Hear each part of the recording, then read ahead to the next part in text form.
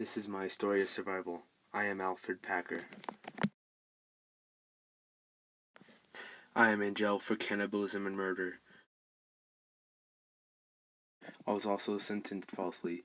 I was sentenced 10 years for each death on the mountain, even though I only killed one person on the mountain. But killing this man, my partner, and my friend, it was all in self-defense.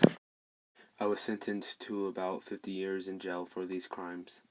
The jury in the court didn't believe me that I only killed one man upon that mountain that day.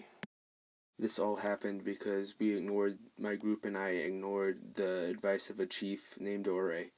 He said not to go into the mountains until spring. My group and I were so greedy that we ignored this advice and went out into the mountains just to find some gold. Eventually, we had to resort to eating our moccasins.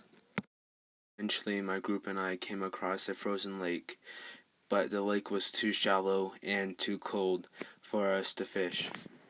We couldn't find any fish either. My group and I woke up one morning to find one of the older members of our crew dead, but we were desperate, so we decided to eat him. Eventually, I had went out into the woods to find some rosebuds, but when I came back, one of my crew members had killed the rest of my crew. He charged me with an axe. Before one of my members had charged me, he was cooking some of our teammates' flesh over an open fire. After I killed him, I decided to try some of the flesh. After the meat had finished roasting, I tried some. I was disgusted, but forced myself to eat it, for it was the only food source that I had. After this, I became a vegetarian. After about maybe 2 weeks or so, the weather started warming up, and I was able to find my way outside the forest.